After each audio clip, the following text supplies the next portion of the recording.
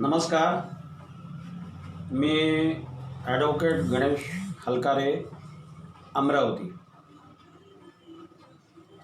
गेली 35 वर्षापासून विविध सामाजिक चळवळींमध्ये कार्यरत आहे.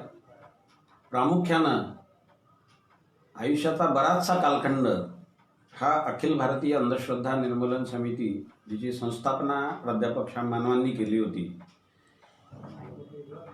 त्या चळवळीमध्ये माझं सुरुवातीचं बरंचसं आयुष्य गेलेलं आहे. मित्रहो, चळवळीमध्ये ज्यावेळेला आम्ही शिबिरं घ्यायचो, पहिल्यापासूनच लहानपणापासून अनेक गोष्टींची जिज्ञासा होती. अनेक गोष्टींबद्दल क्युरियोसिटी ज्याला आपण म्हणतो ती असायची. माणूस कुठून आला, माणसाचा उत्क्रांती कशी झाली, शाळांमध्ये थोडीफार माहिती मिळत असे त्यावेळेसच्या सिलेबसनुसार. आताचे सिलेबस फार बदललेत, बरेच बदललेत.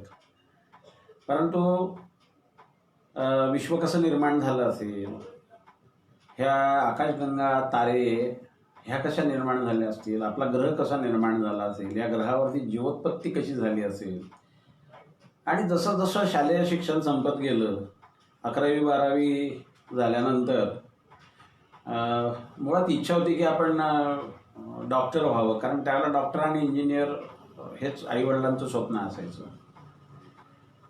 अर्थात मला वर्गामध्ये नेहमीच जमतेम मार्क मिळायचे. म्हणजे काठावर पास म्हटल्यापेक्षा एक 60% ॲव्हरेज विद्यार्थी मी कायम राहिलो. नाही मेडिकल सायन्सला जात आहेत म्हणून मग BSc बॅचलर ऑफ सायन्स ही जी डिग्री आहे ती मायक्रोबायोलॉजीमधनं मी घेतली. आणि वादविवाद स्पर्धांमध्ये भाग घेत असताना विद्यापीठातल्या जवळपास सर्वच वादविवाद स्पर्धांमधल्या जे चषक असतील, ढाली असतील, आणि पहिला नंबर कधीही सोडला नाही. आणि अशातच लॉ कॉलेजमध्ये ज्यावेळेला वादविवाद स्पर्धा झाली, अमरावतीमध्ये ती वादविवाद स्पर्धा प्रचंड प्रेस्टिजियस मानली जायची, प्रतिष्ठित मानली जायची. आणि त्या वादविवाद स्पर्धेत जे जिंकून येणारी चमू असायची तिचा फोटो सहित बाकायदा वर्तमानपत्रातनं सगळं छापून यायचं. शिवाजी सायन्स कॉलेजच्या वतीनं मी ज्यावेळेला doctor Panjabrao Deshmukh college of लॉची ढाल आणि पहिला क्रमांक ज्यावेळेला पटकावला, तोपर्यंत माझ्या डोक्यात आपण लॉ करावं, LLB करावं हे सुद्धा नव्हतं. आणि मग लॉ कॉलेजचे प्रिन्सिपल S.Z. पाटील, त्यावेळेसचे, आम्ही त्यांना बाळासाहेब म्हणत असो, ते आमचे प्राचार्य होते. त्यांनी माझी ओळख करून घेतली आणि चहा पाजताना त्यांच्या केबिनमध्ये जिंकलेल्या चमूचं अभिनंदन करताना त्यांनी एक साधा प्रश्न विचारला की सध्या काय करतो. म्हटलं मी BSc फायनलला आहे. मग तू लॉ का नाही करत? तुझ्याकडं बोलण्याचं कौशल्य आहे, उलट तुला अधिक मदत होईल. आणि या पार्श्वभूमीवरती मी LLBला प्रवेश घेतला. अर्थात लॉचा अभ्यास सहज करत गेलो, परंतु लॉवरती माझं समाधान होत नव्हतं, कारण मी चळवळीमध्ये सक्रिय होतो अंधश्रद्धा निर्मूलनाच्या, आणि शिबिरांमध्ये मी मांडणी करत असे. आणि माणसाच्या मुळापासूनच मांडणी केल्याशिवाय समाज कसा आला, माणूस कसा आला, भाषा कशा आल्या, या गोष्टी कळल्याशिवाय अंधश्रद्धांचा पाया पूर्ण होऊच शकत नाही. म्हणजे पुढचा जो डोलारा आहे मांडणीचा तो होऊ शकत नाही, अशी माझी त्यावेळेला स्पष्ट धारणा होती. आणि म्हणून मी BA ॲडिशनल सोशॉलॉजीला ॲडमिशन घेतली. त्यानेही माझं समाधान झालं नाही. मग म्हटलं इतिहासामध्ये बराच गोंधळ गेल्या 100 वर्षामध्ये, 150 वर्षामध्ये तो परदेशी विदेशी इतिहासकारांनी जसा घातला, तसंच एतद्देशीय इतिहासकारांनी सुद्धा जातीय किंवा वर्गीय किंवा असल्या कुठल्या तरी पूर्वग्रहांमधनं तो इतिहास लिहिला. गणपतीचा गण्या करणे आणि गण्याचा गणपती करणे, अगदी वऱ्हाडी भाषेत सांगायचं झालं तर या पद्धतीनं इतिहासाचं लेखन कारण चाललेलं मला दिसायचं. आणि म्हणून म्हटलं इतिहासामधली त्यातल्या त्यात विज्ञानाच्या अधिक जवळ जाणारी शाखा कोणती. आणि मग माझ्या असं लक्षात आलं की प्राचीन भारतीय इतिहास, संस्कृती आणि पुरातत्वशास्त्र या विषयामध्ये आपण पोस्ट ग्रॅज्युएशन करावं. त्याप्रमाणे ते पोस्ट ग्रॅज्युएशन झालं. अमरावतीवरून नागपूरला मला जावं लागायचं. फार पिरियड अटेंड करता यायचं नाही.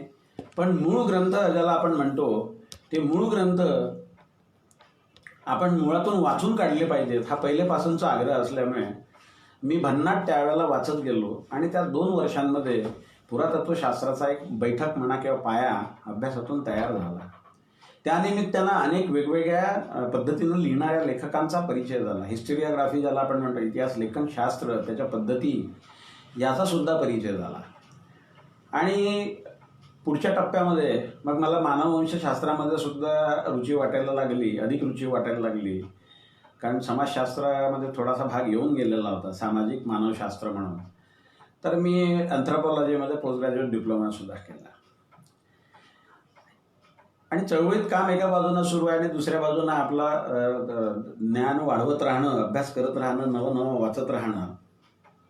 मधल्या काळामध्ये तत्त्वज्ञानाचा अभ्यास करता आला. पण मला आपल्याला एक गोष्ट सांगितली पाहिजे की मी पुरातत्वशास्त्राकडं वळलो तेच मुळात आज ज्या विषयांवर मी बोलणार आहे, ज्या विषयावर मी बोलणार आहे, आपल्याशी हितगुज करणार आहे, त्या ज्ञान तपस्वी गुणाकरजी मुळे ह्यांच्यामुळे. गुणाकरजींचा माझा पहिला परिचय मला आठवतं की मी त्यावेळेला LLB झालेलो होतो आणि जंगलामध्ये मेळघाटच्या आमच्या मी मित्रांकडं 8-10 दिवस राहायसाठी गेलो होतो. जसं भटकंती करणारे 2 मोठी माणसं, राहुल सांस्कृतायन आणि बाबा नागार्जुन, ही 2 माणसं हे प्रचंड फिरलेत. राहुल सांस्कृतायन यांनी तर घुमक्कड शास्त्र नावाचं पुस्तकच लिहून टाकलं आणि आपला प्रवास वर्णनाचं पुस्तक जे आहे घुमक्कड शास्त्र आणि मेरी घुमक्कडी. आणि काय प्रचंड माणसाने या प्रवास केला.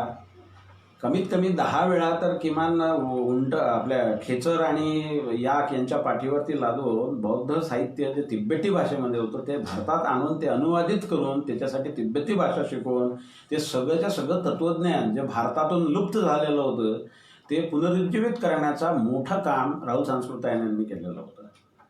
त्यामुळे राहुल यांचा दर्शन दिग्दर्शन या तत्त्वज्ञानावरच्या पुस्तकामुळे मला परिचय झालेला होता. स्वतःची हळूहळू कार्यकर्ता म्हणून मिळणाऱ्या मानधनामध्ये अर्धं स्वतःकडे ठेवायचं, पण अर्ध्याची आवर्जून पुस्तकं घ्यायची. सुरुवातीलाच मी ठरवलं होतं की आपण कोणाची चाकरी करायची नाही, नोकरी करायची नाही. थोडीफार वडिलांची सांपत्तिक स्थिती बरी होती, अधिकारी होते वडील, रेव्हन्यू डिपार्टमेंटला पुढे डेप्टी कमिशनर म्हणून रिटायरसुद्धा झाले. परंतु आम्हाला त्यांनी माजू दिलं नाही, उतू दिलं नाही, मातू दिलं नाही. नेहमी एका शिस्तीमध्ये ठेवण्याचा त्यांनी प्रयत्न केला. त्यामुळे फार डिमांड करणे किंवा मागण्या करणे आणि आजच्यासारखं लाडपोड पुरे करणे हे काही त्यावेळेला नसेल. परंतु त्यांनी एक स्वातंत्र्य दिलं होतं, बेटा जे काही करायचं असेल, आणि ते आहेत, अजूनही हयात आहेत, त्यांनी एकच सांगितलं होतं, जे पण करायचं असेल ते मनापासून करा, मन लावून करा आणि उत्तमातलं उत्तम त्यातला परफॉर्मन्स तुम्ही द्या. आणि मी मेळघाटचे जे सांगत होतो की मेळघाटमध्ये माझे एक शिक्षक मित्र नव्यानंच लागलेले आणि त्यांचे एक केंद्रप्रमुख, माझे ते मित्र होते, त्यांचं नाव मंगेश खेरडे आणि त्यांचे केंद्रप्रमुख होते श्रीकृष्ण मुळे. एकदा त्या मुक्कामी असताना 8 दिवसाच्या हे केंद्रप्रमुख तिथे आलेत आणि चर्चा निघाली. मंगेश खेरडे मला म्हणले की तुम्हाला गुणाकर मुळेंबद्दल काय माहिती आहे का? मी बऱ्यापैकी हिंदी साहित्य वाचत असल्यामुळे, हिंदी वृत्तपत्र वाचत असल्यामुळे त्याच्यामधले विज्ञानविषयक लेख गुणाकर मुळे लिहत, त्यामुळे हे नाव माझ्या फार परिचित होतं आणि मला एक कुतूहल होतं. कारण गुणाकर आणि त्याच्यानंतर मुळे हे चक्क मराठी नाव मला जरा आकर्षणही होतं आणि त्यांची अगदी सहज सुलभ सगळ्यांना समजेल अशा पद्धतीची कथनशैली, व्यक्त करण्याची शैली, लिखाणाची शैली, लेखनशैली होती. एका सामान्य माणसाला सुद्धा ती विज्ञानातल्या कठीण गोष्टी अगदी सहजतेनं ते उलगडत, रहस्य उलगडत.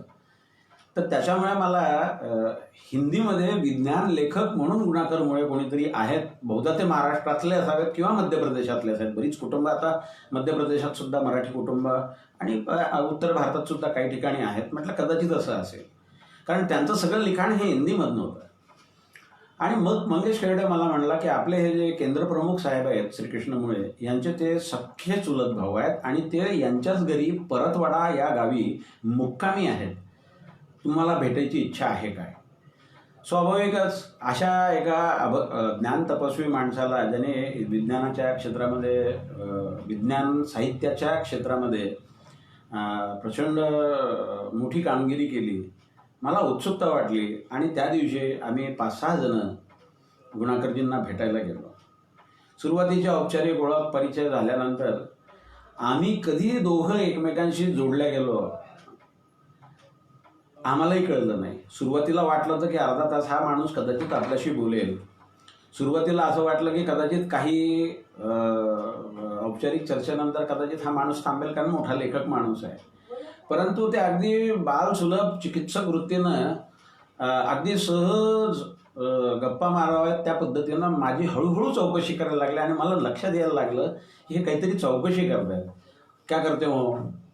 मग महाराष्ट्रात आले की मुद्दाहून मराठी बोलायचे, कारण त्यांना दिल्लीमध्ये, कारण त्यांचं उर्वरित आयुष्य जे होतं ते दिल्लीमध्येच गेलेलं असल्यामुळे प्रामुख्यानं बोलण्याची भाषा हिंदी, इंग्रजीवरती सुद्धा उत्तम पकड होती. परंतु इकडं जर आलेत की ते मुद्दामून मराठी बोलत आणि चांगलं मराठी उत्तम रीतीनं बोलत असत, कारण भाषा मुळात मराठी, त्यामुळे त्यांना मराठी बोलायला आवडे. आणि त्याने मला विचारलं, बेटा तू काय करतोय? मग मी त्यांना सांगितलं की मी असं करतोय. आणि त्यांना मी त्यावेळेला, ज्याला आपण चित्रित गुफा म्हणतो, पेंटेड रॉक शेल्टर्स, प्रागऐतिहासिक चित्रकारी प्रागऐतिहासिक माणसांनी ज्या गुफांवरती केलेली आहे, याच्यावरती मी जरा काम करतोय असं म्हटल्यानंतर त्यांनी जरा कान टवकारले की एक BSc झालेला, LLB झालेला पोरगा हा याला प्री हिस्ट्रीमध्ये आणि त्यामध्ये प्री हिस्टॉरिक रॉक शेल्टर्समध्ये, चित्रगुफांमध्ये प्रागैतिहासिक एवढा काय रस आहे? मग त्याने म्हटलं कहाँ गए? मतलब आदमगढ़ गया हूँ, मैं भीमबेटका भी गया हूँ, मैं पचमढ़ी भी गया हूँ, और मुझे लगता है कि महाराष्ट्र में भी ज़रूर कहीं ना कहीं ये होना चाहिए, क्योंकि मध्य प्रदेश में दिखती है, मध्य प्रदेश के बाद में छत्तीसगढ़ में चित्रित गुफाएं मिलती है, रॉक शेल्टर्स मिळतात. दक्षिण भागामध्ये जर विचार केला तर तेलंगणा, आंध्र प्रदेश, कर्नाटक, तामिळनाडूमध्ये सापडतात. मग मध्ये असलेला उत्तर आणि दक्षिणला जोडणारा दुवा महाराष्ट्रात का असू नये? परंतु मी जेवढी तेवढ्या वेळेला स्थळ पाहिलेली होती तर मी त्यांना त्याच्या आधारावर म्हणलं की जरूर महाराष्ट्रात सुद्धा हे सापडेल. तोपर्यंत प्रोफेसर VS वाकणकर, ज्यांनी भीमबेटका आणि एकंदरीत त्याच्यानंतर या सगळ्या गोष्टीला खरं म्हणजे रॉबर्ट ब्रूस फ्रूट पासूनच या सगळ्या कामाला सुरुवात झालेली होती. पण VS वाकणकरांनी, ज्याला आता जागतिक वारसा स्थळ म्हटलं जातं, त्या भीमबेटकाचा शोध लावला आणि त्याच्यानंतर बरीच वर्ष त्याच्यावरती संशोधन केलं आणि या क्षेत्रातले त्यांना पितामह म्हटलं जातं किंवा मानलं जातं. मोठं काम त्यांनी केलं. पण त्यांच्यासुद्धा लिखाणात एक उल्लेख होता की अजूनपर्यंत तरी महाराष्ट्रात अशा पद्धतीच्या चित्रित गुफा सापडलेल्या नाहीत. हे जे वाक्य होतं हे मला वारंवार खटकायचं. मी म्हटलं जर एवढी कल्चरल कंटिन्युटी असेल, अगदी उत्तर भारताचा विचार केला तर काश्मीरपासून नॉर्थ ईस्टपासून छत्तीसगड इकडं पूर्वेकडं जर विचार केला तर छत्तीसगडमध्ये, ओरिसामध्ये जर गुफा सापडतात, दक्षिणेमध्ये आंध्र प्रदेश, कर्नाटक, केरळ आणि तामिळनाडूमध्ये सापडतात, तर विदर्भामध्ये किमान त्या सापडायला पाहिजेत. कारण उरलेला जो महाराष्ट्राचा भाग होता तिथे ज्याला आपण म्हणतो ज्या पद्धतीचा दगड पाहिजे तो दगड नसल्यामुळे, बेसॉल्ट असल्यामुळे, आणि ह्या सगळ्या गुफा ज्या आहेत त्या प्रामुख्यानं सँडरॉक रिजनमधल्या आहेत. वालुकाश्म ज्याला आपण म्हणतो त्या प्रदेशामध्ये जिथे मोठ्या प्रमाणावर वालुकाश्माच्या टेकड्या आहेत तिथे त्या गुफा आहेत. हे त्या एवढ्या थोड्याफार वाचनातनं याच्यातनं त्यातनं कळलेलं होतं. खरं म्हणजे आम्ही ॲमेच्युअर आहे. मी मुळात आपल्याला नम्रपणानं सांगतो की खरं म्हणजे विविध ज्ञानशाखीय किंवा विद्याशाखीय व्याख्यानमालेत बोलण्या इतकी माझी प्राज्ञा खरंच नाही आहे. मी अभ्यासक आहे असं म्हणता येईल, पण मी तज्ज्ञ आहे असं म्हणू शकत नाही. परंतु आमच्या डॉक्टर साहेबांनी, सिंधुजन अकॅडमीचे डॉक्टर शिंदे साहेब यांनी ते पुरातत्वविद वगैरे केलं. मला मुळात विद्वान म्हटलं की जरा ते कसं तरी कोचंबल्यासारखं होतं, कारण विद्वान खरा कोणाला म्हणावं या संबंधात माझ्या काही समजुती आहेत की ज्याने ओरिजिनल काम केलेलं आहे, ज्याने पायनियर वर्क केलेलं आहे, ज्याने फंडामेंटल, जे जगाला माहीतच नव्हतं, ज्याला आपण इन्व्हेन्शन म्हणतो, रिडिस्कवर करणे किंवा 10 पुस्तकांच्या आधारावरती 11वं 9वं पुस्तक तयार करणे आणि त्यातून मग विद्वान म्हणून मिरवणारे अनेक विद्यापीठीय पद्धतीचे विद्वान जगभरामध्ये आपल्याला दिसतात.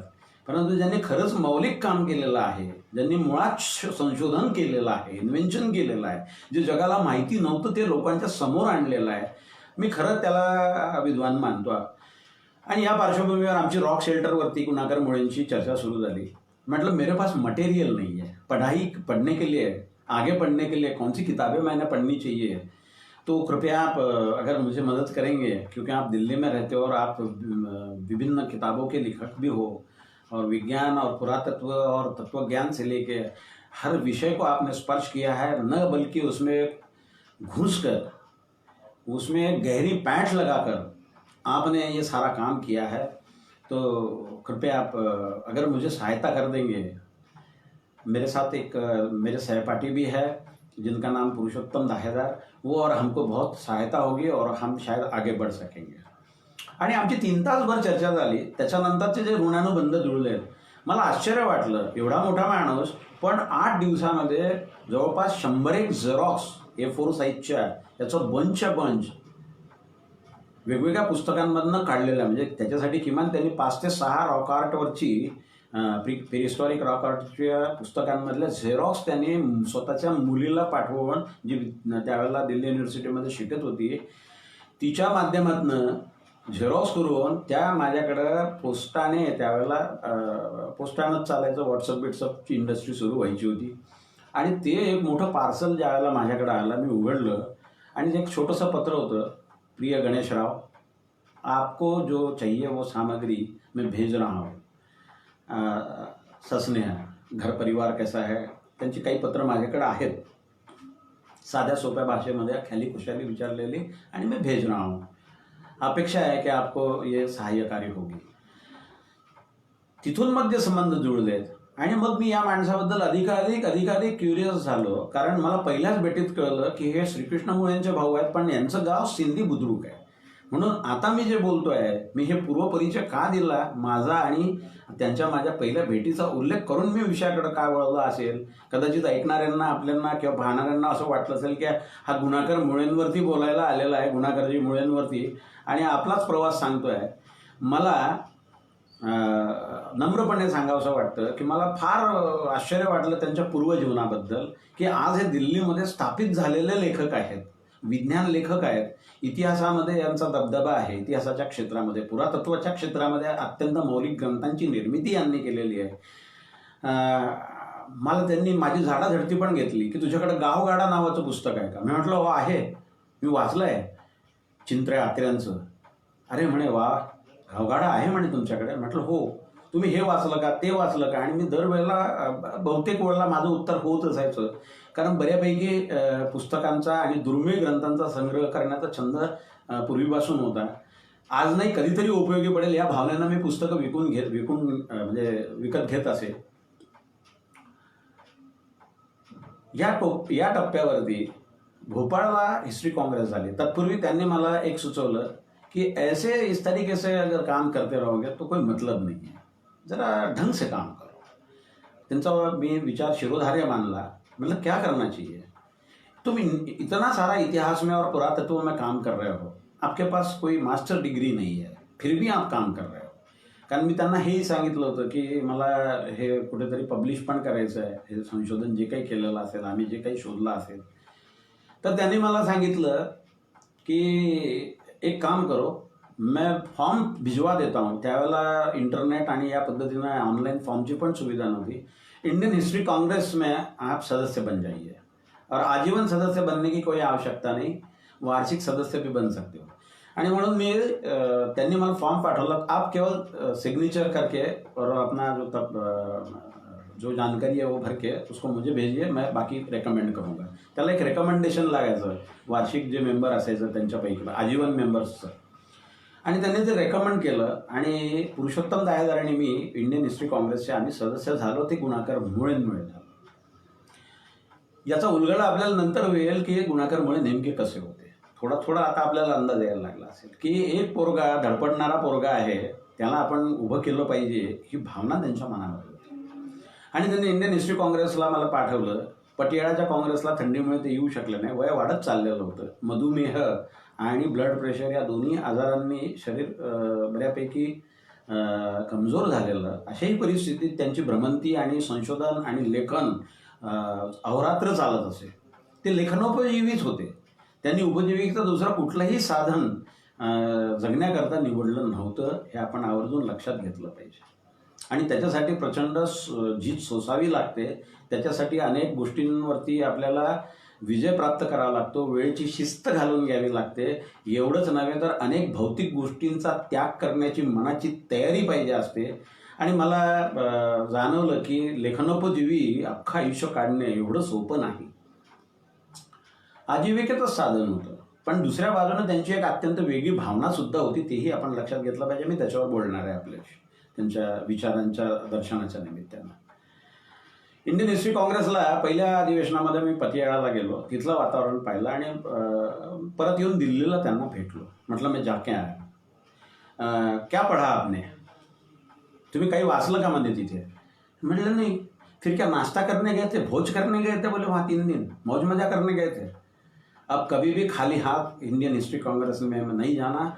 चाहे जो भी हो, कुछ ना कुछ इतिहास के ऊपर, चाहे वो आपके गांव का इतिहास क्यों ना हो, उसके ऊपर कुछ ना कुछ लिखते रहिए, लेख लिखते रहिए और वहाँ पढ़ते रहिए. तिथून मला प्रेरणा मिळाली की आपण खरंच. मग त्यांनी सांगितलं की अरे आपणही आसपास, म्हणजे अमरावतीच्याच आसपास कितीतरी अशा गोष्टी आहेत की ज्या बाहेरच्या जगाला माहिती नाहीत, त्याच्यावरती पण लिहिलं तरी चालेल. इतिहास हा कशाचाही असू शकतो. आणि या पद्धतीने त्यांनी माझे डोळे उघडलेत. भोपाळ काँग्रेसमध्ये त्यावेळेला डॉक्टर मेश्राम हे नागपूर युनिव्हर्सिटी डिपार्टमेंटचे, म्हणजेच ancient Indian history, culture and आर्किओलॉजीचे डॉक्टर मेश्राम हे त्यावेळेला प्रोफेसर होते, विभाग प्रमुख होते. आम्ही गेलो तिथे, आमची त्यांची भेट झाली. मला मेश्राम सरांनी 1-2दा म्हटलंही होतं MA क्यों नाही कराल तेव्हा, MA का नाही करत? म्हटलं वेळ नाही हो, वकिली बिकिली हे सगळं आणि चळवळ या सगळ्या भानगडीत कुठं आता मी MA करणार होतं, जाऊ द्या म्हटलं. मी त्यांना टाळलेलं होतं खरं म्हणजे 2-3 वेळा. आणि मग गुणाकर मुळींचा परिचय करून देण्याचे, कारण माझे संबंध खूप घनिष्ठ होऊन गेले होते. मग मी त्यांना परिचय करून दिला की इंडियन हिस्ट्री काँग्रेस मध्ये भोपाळच्या, की हे आमचे मेश्राम सर, प्रदीप मेश्राम सर, आणि यांनी बाबा हे नागपूर विद्यापीठाच्या अशा अशा विभागाचे प्रमुख आहेत किंवा प्रोफेसर आहेत. त्यांनी एकच प्रश्न विचारला हाय हॅलो झाल्यानंतर, आप इसको क्यों नहीं MA कराते हो बोले. तर त्यांनी चक्क तोंडावरती माझ्याच सांगितलं की मैं 3 बार बोल चुका हूँ, ये बहुत ऐदी है, ये बहुत आलसी है, ये फॉर्म भरने को तैयार नहीं, मेरा केवल इतना ही कहना है, बहुत काम किया है इसने, तो उसने केवल फॉर्म भरना है, इसकी जिम्मेवारी बाकी मैं संभालूंगा. आणि या पद्धतीनं मला पुरातत्वशास्त्रामध्ये, प्राचीन भारतीय इतिहासामध्ये घुसवण्याचं सुद्धा काम गुणाकर मुळेंनी केलं. गुणाकर मुळे कोण हो, आपल्याला प्रश्न पडतो. सिंधी बुद्रुक नावाचं एक छोटंसं खेळ. 3 जानेवारी 1935ला यांचा जन्म सिंधी बुद्रुक नावाच्या एका छोट्याशा खेड्यामध्ये, जे आजच्या परतवाडा अंजनगाव या रस्त्यावरती पथरोट या छोट्याशा गावापासनं काही अंतरावरती आहे. आणि महानुभाव संप्रदायाचा बऱ्यापैकी त्या गावावरती प्रभाव आहे. अशा या सिंधी बुद्रुक या गावामध्ये त्यांचा जन्म झाला. शेतकरी कुटुंबामध्ये झाला, अत्यंत सामान्य परिस्थितीमध्ये झाला. कुठलाही असामान्य आणि कुठलाही असा वैचारिक किंवा बुद्धीचा वारसा न लाभलेल्या समाजामध्ये, कुठेही जिथे फार शिक्षणाला महत्त्व नाही, 4था वर्ग पास व्हावं आणि कुठेतरी ती एक एक्झाम देऊन शिक्षक बनावं, 7वीपर्यंत शिक्षण घ्यावं, मिडलपर्यंत आणि शिक्षक व्हावं, असा 1935चा कालखंड होता. त्या काळामध्ये यांची प्राथमिक शिक्षण मराठीमध्ये गावच्या शाळेतच झालं, मिडलपर्यंतच. पुढे त्यांना शिकायची इच्छा होती. वडिलांनी म्हटलं की जेवढं झालं बेटा तेवढं आता खूप झालं, आता याच्या पुढे काय मी तुला फार शिकवू शकणार नाही. या पार्श्वभूमीवरती हा माणूस चक्क घरातनं एका मित्राला घेऊन दप्तर आणि ते पुस्तकांत ते सगळं घेऊन, आपल्याला गरजेच्या ज्या वस्तू असतात त्या बॅगेत खूप एका थैलीमध्ये कोंबून, हे सिंधी रेल्वे, एका छोट्या रेल्वे लाईन, ज्याला नॅरोगेज रेल्वे लाईन म्हणतो, अचलपूरवरून तिकडे मूर्तिजापूरकडे जाणारी, त्या रेल्वे लाईनवरती पण ते गाव पडतं. तर ते सरळ त्या छोट्या ट्रेनमध्ये चढलेत आणि शिकायचं आहे एवढ्या जिद्दीनं. म्हणजे असं काय मुंबई बघायला जायला मुलं पळून जातात त्या पद्धतीनं नव्हतं. आणि ट्रेनमध्ये शाळेच्याच कपड्यामध्ये असलेले कावरी बावरी 2 मुलं दिसत आहेत म्हटल्यानंतर हिंदी भाषा प्रचारक समितीचे एक कार्यकर्ते हे त्यांच्या नजरेचे 2 मुलं पडली. एक मुलगा फार चुणचुणीत दिसतोय, अतिशय शार्प डोळे आहेत, डोळ्यामध्ये एक चमक आहे, चेहऱ्यावरती एक बुद्धीचं चमक दिसते आहे. त्यांच्या लक्षात आलं की हे पोरं काहीतरी गडबड आहे आणि त्यांनी चौकशी केली की कहाँ के हो, आणि घाबरले. त्यांनी जो मला एक इंटरव्ह्यू दिला, जो मी रेकॉर्ड करून ठेवला होता फार वर्षापूर्वी, त्याच्यामध्ये ह्या सगळ्या गोष्टी आलेल्या आहेत. बोले मैं तो सहम गया था, मैं डर गया, मी घाबरून गेलो की आता आपली चोरी पकडली जाणार, म्हणजे आपण पळून चाललो आहे. मग शेवटी आम्ही त्यांना खरं खरं काय आहे ते सांगून टाकायचं ठरवलं. त्यांनी धीर दिला, तुम्हाला शिकायचं आहे ना, पण आता असं पळून मिळून नाही, घरी जा, मी तुमच्या आईवडिलांना भेटेन आणि मग काय करायची व्यवस्था ते करेल. आपल्या माहितीकरता सांगतो, भदंत आनंद कौशल्यान नावाचे एक बौद्ध विद्वान, फार मोठं नाव आंतरराष्ट्रीय क्षेत्रामध्ये आहे. मेनस्ट्रीममध्ये ही नावं घेतली जात नाही. तथाकथित मेनस्ट्रीम हिस्टोरियन्स जे स्वतःला समजतात त्यांना ही लोक नको असतात. कोणाला नाकारायचं आणि कोणाला स्वीकारायचं हे शेवटी ठरवणारा एक प्रवाह आपल्याकडं आहे. राहुल सांस्कृतायन आणि भदंत आनंद कौशल्यांबद्दल, ह्या दोघांबद्दलही असंच घडलं. दोघंही वर्गबंधू आणि गुरुबंधू होते. वर्गबंधू म्हणण्यापेक्षा गुरुबंधू. आणि भदंत आनंद कौशल्य यांनी म्हटलं की त्या मुलांना ठीक आहे, आपण वर्ध्यामध्ये. मग त्यांचं पुढे काही शिक्षण जे होतं मॅट्रिक्युलेशनच्या पर्यंतचं शिक्षण हे वर्धेमध्ये झालं, हायस्कूलपर्यंतचं त्यांचं. आणि हायस्कूलमधलं शिक्षण झाल्यानंतर मॅट्रिक्युलेशन नंतर ते अलाहाबादला आले. अलाहाबादमध्ये स्नातक आणि स्नातकोत्तर म्हणजे पोस्ट ग्रॅज्युएशन त्यांनी MA गणित हा विषय घेऊन घेतलं आणि उत्तम मार्गानं गणित या विषयामध्ये ते पारंगत पदवी प्राप्त होऊन बाहेर पडलेत. आता पुढे काय, त्यावेळेला अलाहाबाद विश्वविद्यालयामध्ये अनेक जण जे होते, म्हणजे अगदी एकेकाळचे नेते मुरली मनोहर जोशी हे गुणाकर मुळेंच्या वर्गात, गुणाकरजींच्या वर्गात, भदंत आनंद कौशल्यान ह्यांच्यामुळे राहुल सांस्कृतायन ह्यांच्याबद्दल त्यांचा परिचय झाला, भेटी झाल्या. बाबा नागार्जुन हे सुद्धा राहुल सांस्कृतायनांना खूप मानायचे, मेंटर मानायचे. त्याच पद्धतीने यांनी मनोमन राहुल सांस्कृतायनांना डोळ्यासमोर ठेवलं. भंतेजींनी त्यांना प्रेरणा दिली आणि त्यातून मग शिक्षण पूर्ण झाल्यानंतर ते दार्जिलिंगला गेले. राहुलजींचं कार्य जे होतं, जीवनकार्य, ते आटोपलेलं होतं, म्हणजे ते या जगात नव्हते. परंतु त्यांनी लिहिलेलं, टिपण काढलेले, टाचणं काढलेले अनेक लेख विस्कळीत स्वरूपामध्ये जे होते, त्यांनी आपल्या आयुष्याची सुरुवातीची अत्यंत मौल्यवान वर्ष राहुल सांस्कृतायन यांच्या प्रचंड ग्रंथ संपदेला अत्यंत व्यवस्थित रीतीनं, सुव्यवस्थित रीतीनं त्याची मांडणी करण्याचं आणि रचना करण्याचं आणि कॅटेगराईज करण्याचं काम, म्हणजे एका लायब्ररियनने जसं व्यवस्थित सॉर्टिंग करावं त्या पद्धतीनं त्यांनी केलं. त्या निमित्ताने आणखीन त्यांचा राहुल सांस्कृतायन यांच्याबद्दलचा आदर अधिक दुणावला. मी मगाशी उल्लेख केला होता की 6 ते 7 वेळा हा माणूस तिबेटला जातो आणि दरवेळेला 10-10, 12-12 खेचरांवरती ग्रंथच्या ग्रंथ तिबेटी भाषेमधले किंवा सिंहल द्वीपामध्ये, म्हणजे ज्याला आजचं आपण श्रीलंका म्हणतो, तिथे 2-4 वेळा व्हिजिट करून राहुल सांस्कृतायन जाऊन येतात. मुळातले केदारनाथ पांडे पहिल्यांदा हिंदू संन्यासी बनतात. हिंदू संन्यासी झाल्यानंतर त्यांचा बौद्ध धर्माकडं ओढा असतो, कल जातो आणि ते श्रीलंकेला जातात. त्याच पद्धतीनं बाबा नागार्जुन सुद्धा त्यांच्याच पावलावर पाऊल ठेवून श्रीलंकेला गेले आणि तिथे त्यांनी बौद्ध धर्माचा, बौद्ध तत्त्वज्ञानाचा, बौद्ध दर्शनाचा आणि ज्या वेगवेगळ्या बुद्धिस्ट स्कूल आहेत, सौत्रांतिक असतील, शून्यवादी असतील, माध्यमिक असतील, या सगळ्यांचा त्यांनी अभ्यास केला, अध्ययन केलं.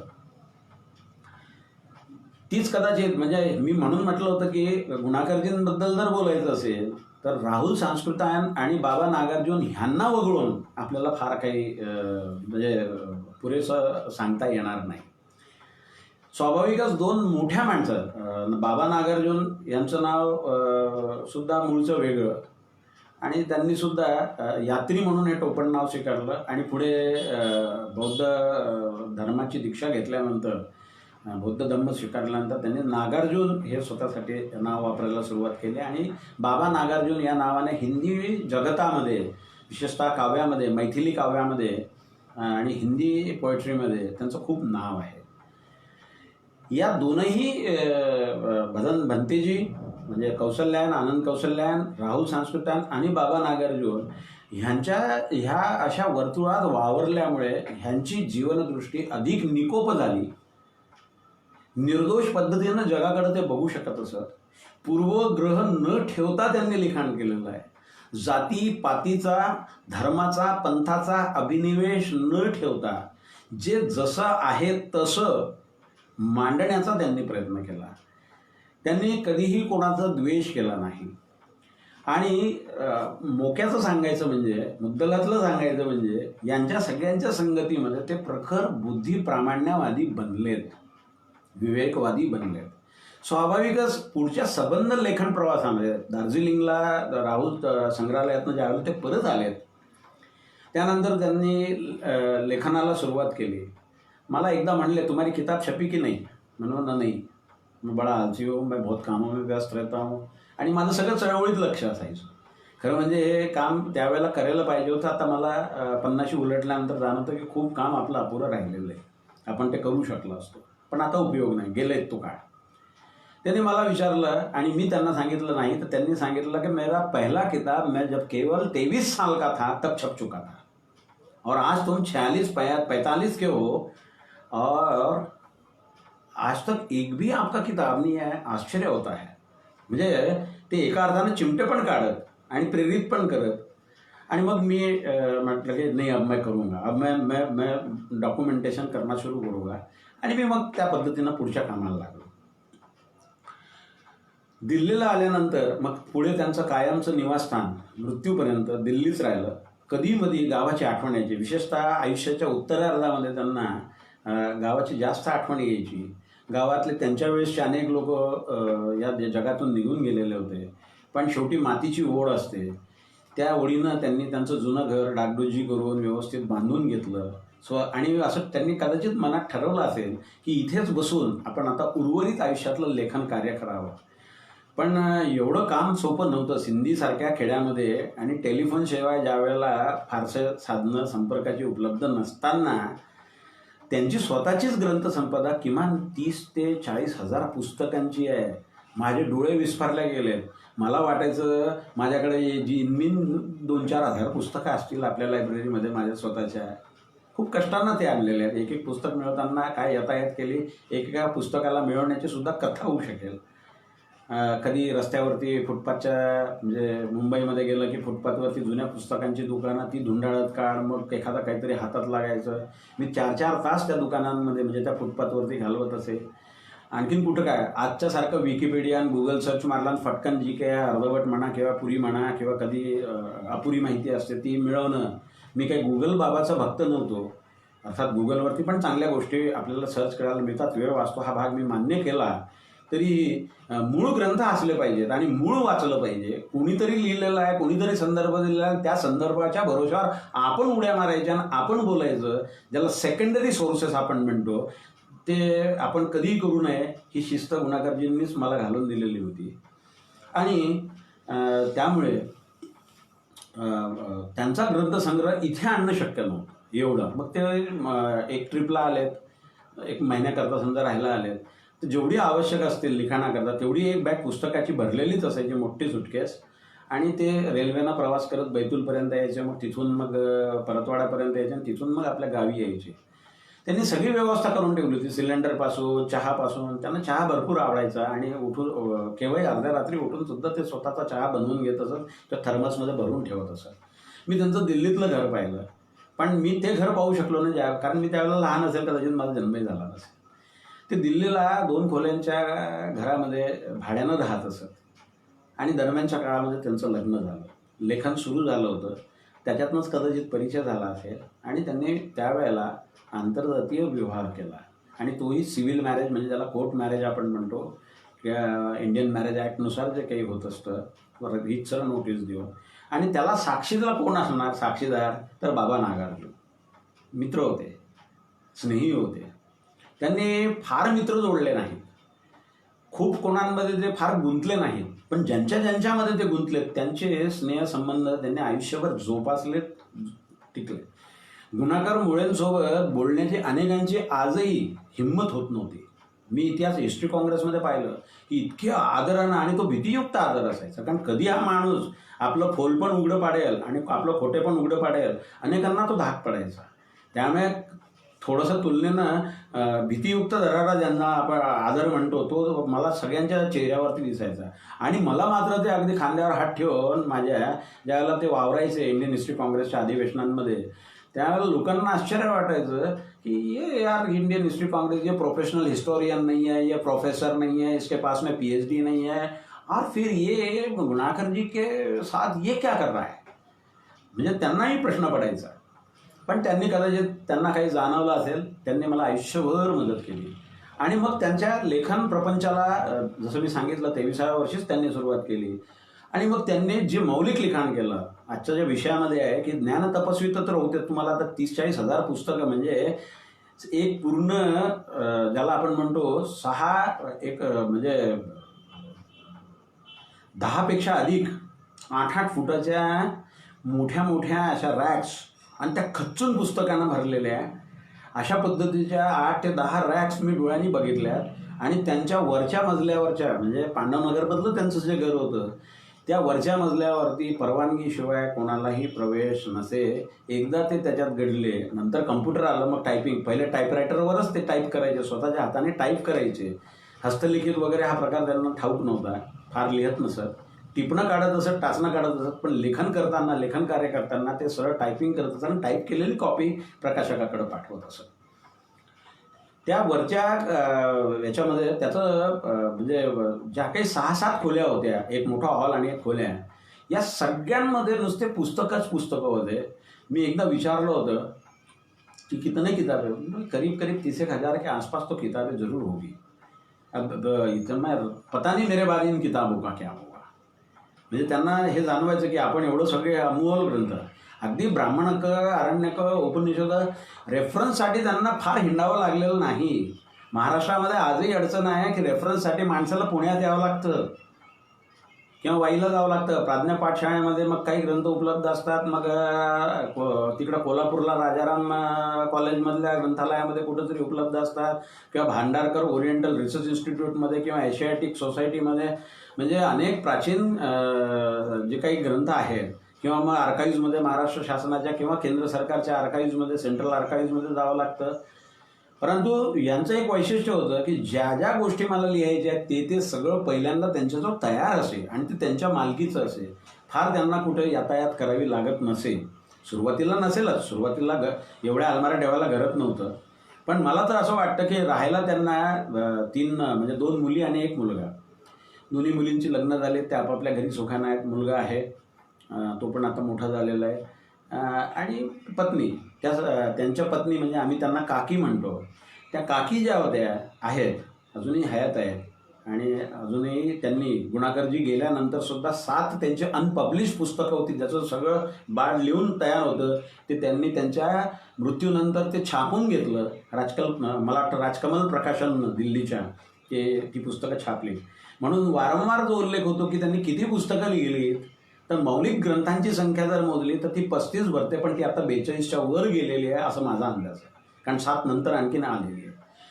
विज्ञान विषय किंवा पुरातत्व विषय किंवा आणखीन वेगवेगळ्या विषयांवरती, म्हणजे वेगवेगळे विषय म्हणजे ठेवल्या पावल्यांचे विषय नाही, ते फार प्रकृतीनं तसे गंभीर होते. थोडेसे विद्वान माणसं थोडेसे तापट असतात, तसं त्यांच्या मनाच्या विरुद्ध झालं की ते तापटपणा पण करत.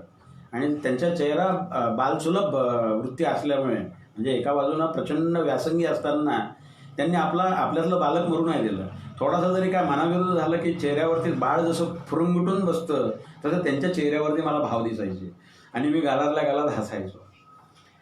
Professor R.S. शर्मा त्यांच्या घरी एकदा आले. मी त्यावेळेला दिल्लीला नेमकं त्यांच्या घरी पोहोचलो. काही कामाने गेलो की मी दिल्लीला एकदा त्यांना भेटून यायचो, चरणस्पर्श करून यायचो आणि मग चर्चा व्हायची, गप्पा टप्पा व्हायचे, जेवणं सोबत व्हायची. एखाद्या वेळा 1-2 वेळा मुक्कामही करण्याचा प्रसंग आला. Professor R.S. शर्मा आज प्राचीन भारतीय इतिहासाच्या संबंधानं आर एस शर्मा म्हटल्यानंतर काही वेगळं सांगण्याची मला नाही वाटत. सिंधुजन अकॅडमीशी संबंधित असलेल्या आणि त्या ह्या श्रोत्यांपैकी प्रेक्षकांपैकी काही वेगळं सांगण्याची गरज आहे.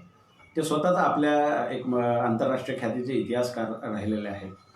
ते दोघं अत्यंत घनिष्ठ मित्र. आणि मग माझा परिचय अत्यंत प्रेमाने त्यांनी आर एस शर्मांशी करून दिला. ये बच्चा बोले असा म्हणजे माझ्याबद्दल सांगायला लागले. आणि मग आम्ही एक फोटो सेशन पण केलं. मुद्दाम म्हटलं आठवण म्हणून की 2 ज्ञान तपस्वी माणसांच्या सोबत आपलं काहीतरी आपण आहोत बाबा. नेत्यांसोबत मी आयुष्यात फोटो नाही काढले. नेत्यांशी सगळ्यांशी संबंध राहिले, पण मला कधी नाही वाटलं की ह्या नेत्यासोबत फोटो काढू देत, त्या फोटो काढू दे. मी फोटो काढला कोणासोबत, तो आर एस शर्मांसोबत आणि गुणाकर मुलांसोबत. शूटिंग मुलाखत आजपर्यंत कोणाची घेतली नाही, पण घेतली कोणाची ती गुणाकरजींचीच घेतली. मग गुणाकरजींनी विषय निवडावे किती, म्हणजे विविधता किती.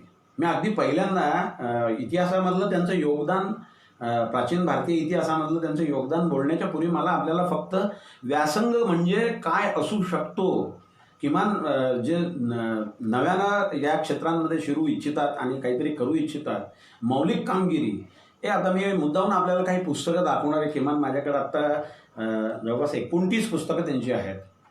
मी जर आपली काही हरकत नसेल आणि तुम्हालाही माझ्या बोलण्यातनं काही किमान उत्सुकता वाटली असेल तर मी काही पुस्तकं फक्त त्याचं कव्हर पेज मी आपल्याला दाखवू शकेल. नक्षत्रलोक. आता हे जे पुस्तक आहे नक्षत्रलोक, हे पुस्तक लिहिताना हा माणूस अख्ख्या ब्रह्मांडाला गवसणी घालतो. पल्सार्स काय आहेत, क्वसार्स काय आहेत, ताऱ्यांचे वेगवेगळे प्रकार काय आहेत, व्हाईट डॉर्फ्स, रेड जायंट्स, ताऱ्यांची जन्मकथा, या सगळ्या गोष्टी बारीक सारीक तपशिलांसह आणि या क्षेत्रामध्ये ज्यांनी मौलिक कामगिरी केलेली आहे त्यांच्या बायोग्राफी त्रोटक का होईना पण त्यांच्या जीवनीबद्दल थोडंसं लिहत आणि त्यांच्या एकंदरीत जगण्याबद्दल लिहत एक पुस्तक दिसायला छोटंसं आहे, परंतु याच्यामध्ये एकदा जरी एका आमच्या तरुणानं हे वाचलं तर किमान आपल्या ब्रह्मांडाचं स्वरूप, आपण ज्याला ब्रह्मांड म्हणतो, कॉस्मॉस म्हणतो, तर त्याचा आणि विशेषतः ताऱ्यांचा आपल्याला ज्याला आपण म्हणतो की परिचय होईल, किमान बेसिक. आणि त्याच्यामध्ये संदर्भ फक्त सूची जर बघितली की आपल्याला लक्षात येतं की ह्या माणसाने काय काय वाचलं आहे. पुस्तक 100 पानाचं आहे, पण त्याच्यासाठी किती संदर्भ जुळवावे लागतात आणि किती ऑथेंटिक ज्याला आपण म्हणतो अधिकारवाणीनं की कोणाची हिंमत होणार नाही नाकारण्याची, इतकं पुराव्यानिशी, आणि तेही रॅशनली, आणि तेही कोणाच्याही बद्दल.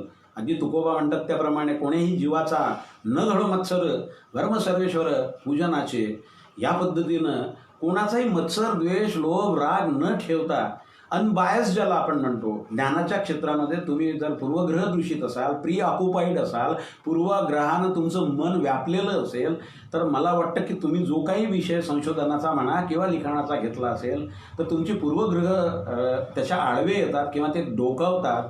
असं मला कधीही, त्यांची सगळी ग्रंथसंपदा मी वाचली त्यावेळेला मला कुठेही जाणवलं नाही की ह्या माणसामध्ये जातीचा, धर्माचा, पंथाचा किंवा असला कुठला भाषेचा अभिनिवेश आहे.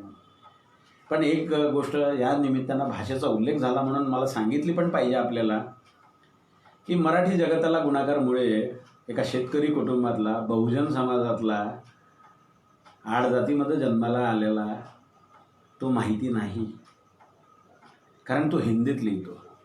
आणि हिंदी जगताला त्यांनी स्वतःच्या बळावरती, कोणी त्यांचा मार्गदर्शक नव्हता, कोणी काही फ्रेंड फिलॉसॉफर गाईड नव्हता, स्वबळावर आपल्या स्वतःच्या अध्ययनातून अभ्यासातून आणि प्रचंड तपश्चर्या करत, म्हणून मी ज्ञान तपस्वी असा शब्द जाणीवपूर्वक निवडला की खरंच त्यांनी तपस्या केली, प्रदीर्घ केली, आणि त्यातनं त्यांनी स्वतःचं एक विश्व निर्माण केलं. नंतर त्यांना ती मान्यता मिळत गेली, नंतर अनेक पुरस्कार मिळत गेले. पण सुरुवातीच्या काळामध्ये हिंदी जगत मुळे हे मराठी भाषक आहेत ते काय लिहितील हिंदीमध्ये, असा हिंदी भाषकांचा समज, आणि हिंदीत लिहितात म्हणून मराठी भाषकांना माहीतच नाही, कारण त्यांची सगळी पुस्तकच हिंदी आणि इंग्रजीमध्ये आहेत. त्यांची काही अनेक मौलिक ग्रंथांचा अनुवादसुद्धा इंग्रजी ग्रंथांचा हिंदीमध्ये केलेला आहे. आता अंतरिक्ष यात्रा नावाचं दुसरं पुस्तक, हे छोटी छोटी पुस्तकं आली, आणि त्याचं कारण मी आपल्याला सांगतो. त्यांनी असे 600 पानांचे ग्रंथ कधीच लिहिले नाही. विद्वत्तेचं एक ते लक्षण असतं की जड, म्हणजे एकदम जड जंबाल पुस्तक. मला त्यांनी एकदा सांगितलं होतं की गणेश, लिखना है तो जन की भाषा में लिखो, लिखना है तो जन की भाषा में लिखो, और लिखो तो जन के लिए लिखो. म्हणजे लोकांसाठी लिहा, म्हणजे तुम्हाला लक्षात येईल की हा माणूस हे स्वतःचा फक्त काही सन्मान मिळवण्याकरता आणि मी विद्वान आहे आणि मला मान्यता मिळाली पाहिजे याच्या पलीकडे ते केव्हाच गेले होते. कारण बौद्ध तत्त्वज्ञानाचा आणि मार्क्स तत्त्वज्ञानाचा कळत नकळत त्यांच्यावरही प्रभाव मोठ्या प्रमाणावर होता. बुद्धी प्रामाण्यवादी होते, स्वाभाविकच रॅशनली ते विचार करायचे, पण ह्याच्या ते पलीकडे गेलेले होते. म्हणजे प्रसिद्धी आणि ह्याच्यासाठी म्हणजे 4 पुस्तकं छापले की लागलीच. आमच्या वर्तुळामध्ये मी पाहतो की 2 पुस्तकं छापून काय आलेत की लागलीच आपलं मिरवायला लागतात आणि लिहितात अमुक पुस्तकाचे लेखक वगैरे वगैरे. हे त्यातले नव्हतेच. त्यांचं साधं होतं की विज्ञान आणि तंत्रज्ञान लोकांपर्यंत जर पोचलं नाही, प्राचीन भारताच्या इतिहासातल्या ज्या विसंगती आहेत किंवा ज्याच्यामध्ये घुसपेट झालेली आहे, घुसवाघुसवी झालेली आहे किंवा त्याचं विकृतीकरण झालेलं आहे, तर ते बाजूला सारवून मूळचा इतिहास हा जोपर्यंत लोकांना कळणार नाही तोपर्यंत तो जागा होणार नाही, ही भावना त्यांची असल्यामुळे त्यांनी म्हटलं जन के लिए लिखो और जन की भाषा में लिखो. आणि माझ्याही समोर आज तोच आदर्श आहे की लिहायचं असेल तर एका सर्वसामान्य माणसालाही ते कळलं पाहिजे, अशा भाषेत लिहिलं पाहिजे आणि त्याच्यासाठी लिहिलं पाहिजे. स्वतःच्यासाठी स्वांत सुखाय काहीही उपयोग नाही, असं मलाही नंतर त्यांच्याकडनं हे शिकायला मिळालं. आता अंतरिक्ष यात्रा, आज यूट्यूबवरती आपल्याला सुनीता विलियम्स स्पेस स्टेशनमध्ये राहत असताना किंवा जात असतानाच्या क्लिप्स बघायला मिळतात. आज आपल्याला तसं नवल वाटत नाही, पण तो कल्पना करा गावखेड्यातला, हिंदी पट्ट्यातला किंवा हिंदी ज्याला वाचता येतं अशा सर्वसामान्य माणसाच्या समोर अंतरिक्ष यात्रा हे पुस्तक इतकं सोप्या पद्धतीने लिहिलं, बारीक सारीक तपशिलासह लिहिलं आणि बोजड होऊ न देता, पण दुसऱ्याच बाजूनं विषयाचं गांभीर्य कायम ठेवून लिहिणं हे एवढं सोपं नव्हतं. परंतु अगदी पहिला उपग्रह कसा पाठवला गेला, पहिली यात्रा कशी झाली, अंतरिक्षामधल्या ज्या प्रयोगशाळा आहेत म्हणजे आजचं जे आपलं इंटरनॅशनल स्पेस स्टेशन आहे इथपासून सगळ्या गोष्टींचा तपशीलवार त्यांनी उल्लेख केलेला आहे. मी पुस्तकांवर जर बोलत राहिलो तर मला असं वाटतं माझ्या विषयापर्यंत मी शिरूच शकणार नाही. सूर्य आता आपण रोज उगवतो आणि पाहतो, पण सूर्याबद्दलची सगळी वैज्ञानिक माहिती जर कोण पुरवत असेल तर हे एक पुस्तक पुरेसं आहे की सूर्याचा आकारमान काय इथपासून तर सगळं. मराठीमध्ये अनेक लेखकांनी लिहिलेलं आहे, प्रश्न नाही, मी त्याच्याबद्दल दुमत नाही माझं, परंतु सर्वसामान्य माणसासाठी सोप्या पद्धतीनं लिहिणं हे मला वाटतं अवघड काम असतं. नुसतं सूर्यावरती थांबत नाहीत, पुढे ते लिहितात सौरमंडल. सौरमंडल या विषयावरती पुस्तक लिहितात, म्हणजे पूर्ण ग्रहमाला आमची जी आहे त्यावरती बारकाव्याचं. आणि हे जे पुस्तक आहे ज्याच्यासाठी त्यांना मेघनाथ साहा पुरस्कार जेव्हापासून सुरू झाला, NCSTC network, national council for science and technology communication, याच्याबद्दल यांनी एक पुरस्कार सुरू केला होता सर्वोत्कृष्ट विज्ञान लेखन आणि विज्ञान प्रचाराकरता. तर या पुस्तकाला मेघनाथ साहांचा पुरस्कार मिळाला. पुस्तकाचं नाव आहे आकाश दर्शन. आता हे पुस्तक लिहिलं मी ठेवतो आहे, पण मला त्याची कथा थोडक्यात तरी का होईना मला सांगण्याची आपण परवानगी द्यावी. बघा, एकतर माणसाला पाश्चात्यांचं खगोल माहिती असतं, म्हणजे त्यांनी जी काही आकाशाची विभागणी तारका समूहांमध्ये केली, आपल्याकडे त्याला नक्षत्र म्हटलंय, 27 नक्षत्र म्हटलेलं आहे.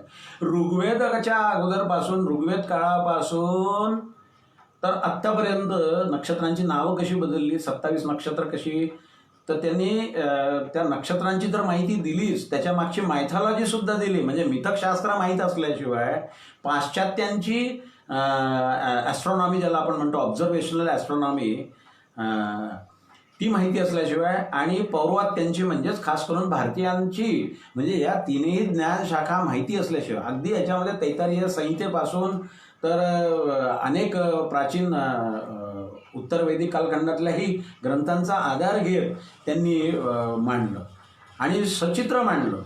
आणि त्या क्षेत्रात कामगिरी करणाऱ्या माणसांबद्दल. गणित हा तर त्यांच्या आवडीचा विषय होता. विद्यार्थ्यांकरता त्यांनी एक छोटंसं पुस्तक लिहिलं, गणित की पहेलिया, गणिताची कोडी. कोणासाठी लिहिलं असेल की गणिताची मुलांमध्ये आवड निर्माण व्हावी, स्वतःसाठी नाही लिहिलंय. अंको की कहाणी. आता आपलं जरा वळतो आहे इतिहासाकडं. इतिहास म्हणजे फक्त राजा राजवाड्यांचा नसतो, विज्ञानाचा पण इतिहास आहे, हिस्ट्री ऑफ सायन्स. आणि त्या अर्थानं त्यांनी अगदी 8वी 9वी 10वी वर्गाचा विद्यार्थी डोळ्यासमोर ठेवून तर सर्वसामान्य वाचक डोळ्यासमोर ठेवून अंक कसे आलेत आणि अंक म्हणजे गणना केव्हापासून सुरू झाली, कॉम्प्युटिंग ज्याला आपण म्हणतो, गणना करणे, हे केव्हापासून सुरू झालं, तिथपासून म्हणजे आधी मानव अवस्थेपासून तर अंक कसे विकसित झाले. आणि इंडिया इंटरनॅशनल डिजिट्स म्हणजे सगळ्या अंकांचं आज जे आपण इंग्रजी अंक म्हणतो त्याचं मूळसुद्धा कसं भारतीय आहे हे सप्रमाण सिद्ध करताना आपल्याला दिसतात. अक्षरों की कहाणी छोटंसं पुस्तक. त्यांनी 2 पद्धतीची रचना केली. ज्यांना विद्वान आहेत किंवा ज्यांना अभ्यासक आहेत आणि ज्यांना जरा आणखीन जरा वरचढ काही पाहिजे आहे त्यांच्याकरता सुद्धा, त्यांचं पण कुतूहल शमवण्याकरता त्यांनी लिहिलं. परंतु या पुस्तकामध्ये एकंदरीत अंक कसे आलेत आणि कसा त्याचा विकास झाला आणि कसं त्याला आजचं स्वरूप प्राप्त झालं हे ते लिहितात. गणित हा विषयच असल्यामुळे त्यामुळे त्यांनी जॉमेट्री की कहाणी, ज्यामिती की कहाणी म्हणजे हिस्ट्री ऑफ जॉमेट्री. मराठी माणसानं कधी विचारही केला नसेल की आपण याचा विचार केला पाहिजे की भूमिती ज्याला आपण म्हणतो तिचा इतिहास लिहावा म्हणून. एक अच्युत गोडबोलेंनी गणिती नावाचं पुस्तक लिहिलं. त्याच्यामध्ये त्यांनी फार चांगल्या रीतीनं ती मांडणी केलेली आहे. पण स्पेशली फक्त भूमितीबद्दल म्हणजे भूमितीचा विकास कसा झाला पायथागोरसपासून. आणि पुन्हा तेच म्हणजे ज्यांनी शोध लावलाय त्याची जीवनी, त्याचं थोडंसं बायोग्राफी. अहो एवढंच कशाला, आता शेतकरी कुटुंबातून जन्माला आल्यामुळे शेतीची प्रारंभ कथा, कृषी की कहाणी किंवा कृषी कथा नेहमी शब्द वापरत. ते हिस्ट्री हा शब्द वापरत नसत, पुस्तक इतिहासावरच असायचं. परंतु लिहिताना कहाणी म्हणायचं, कारण कहाणी हा लोकप्रिय शब्द आहे. क्या कहाणी आहे, कृषी की कहाणी, चलो पढ़ लेंगे, या पद्धतीनं ते आकर्षित पण करून घेत असत. आणि एकंदरीत गेल्या 15,000 वर्षाचा तर आजतागायतपर्यंतच्या शेतीचा एक इतिहास एवढ्या छोट्याशा याच्यात अत्यंत मोजके शब्द वापरत पण पुरेपूर सांगोपांग मांडणं खरंच गुणाकार मुळेच करू शकतात. आविष्कार का इतिहास या नावाने मग आणखीन त्यांचं एक पुस्तक आहे परिवहन की कहाणी. आणि आता मी वळतो आहे की त्यांचं प्राचीन भारतीय इतिहासामध्ये योगदान काय आहे. भारतीय लिपियों की कहाणी, इतिहास म्हणत नाहीत, माझ्याच तोंडी आलं इतिहास, भारतीय लिपियों का इतिहास. लिपिशास्त्रावर भरपूर लिहिलं आहे लोकांनी, भाषाशास्त्रावर भरपूर लिहिलेलं आहे. पण सुगम हिंदीमध्ये अक्षरशः ब्राह्मी, खरोष्टी, गुप्तकालीन ब्राह्मी, अशोककालीन म्हणजे मौर्य काळातली ब्राह्मी, तिच्यामध्ये स्थित्यंतरं कशी होतात आणि त्याच्यामधनं देवनागरी कशी उद्भवते, शारदा लिपी, खरोष्टी लिपी, या सगळ्या लिपींचं भारतीय लिपी ज्या आहेत, तमिळ कशी उद्भवली, प्राचीन तमिळ स्क्रिप्ट, कन्नड स्क्रिप्ट कशी आली, याच्यावरती खरं म्हणजे पुरातत्वशास्त्रामध्ये जाड ग्रंथ आहे कम्पॅरेटिव्ह स्टडीसाठी. परंतु एवढ्या एका 200 पानाच्या पुस्तकामध्ये ससंदर्भ म्हणजे मुळातून जर ज्याला कोणाला तपासायचं असेल तर त्याने तपासून घ्यावं. आता विज्ञान हा आवडता विषय त्यांचा पहिल्यापासून राहिलेला आहे. विज्ञानाचाच त्यांनी इतिहास लिहून टाकला, विज्ञान की कहाणी. म्हणजे विज्ञानाची सुरुवात कशी होते आणि विज्ञान कसं कसं विकसित होत गेलं, एक पूर्ण विज्ञानाचा इतिहास या कहाणीच्या निमित्तानं ते सांगतायत. याचा अर्थ फक्त इतिहासात रमणारे होते का? माफ करा, त्यांनी आपल्या देशातल्या ज्या प्रमुख प्रयोगशाळा आहेत, हमारी प्रमुख राष्ट्रीय प्रयोगशालाएं, कोणासाठी लिहिलं असेल की अरे बाबांनो, सिंधुजनांनो, बहुजनांनो, ज्ञानाची मंदिरं ही आहेत. या देशातल्या विविध प्रयोगशाळा, मग centre for cellular and molecular biology Hyderabad असेल किंवा Indian institute of mineral and material technology Bhubaneswar असेल किंवा भाभा ॲटॉमिक रिसर्च सेंटर असेल किंवा Tata institute of fundamental research असेल, या असल्या सगळ्या प्रयोगशाळा, national chemical laboratories, national physical laboratory, या सगळ्या प्रयोगशाळांचा त्यांचा इतिहास, त्याची स्थापना कोणी केली, त्याची प्रेरणा कोण होते, त्यावेळेला कशा पद्धतीने ती उभारणी झाली, कोणकोणत्या याच्यातून गेले, अगदी इंडियन स्पेस रिसर्च ऑर्गनायझेशनपर्यंत ह्याचं साध्यंत एका पुस्तकामध्ये आपल्याला लेखाजोखा मिळतो. परत येतो आपण अंकगणित की कहाणी. भारतामधलं अंकगणित कसं विकसित झालं, बीजगणित कसं विकसित झालं याच्यावरती ते लिहित आहेत. अक्षर बोलते है, पुन्हा लिपीशास्त्राशी संबंधित, एपिग्राफीशी संबंधित प्रामुख्यानं आपण ज्याला एपिग्राफी म्हणतो,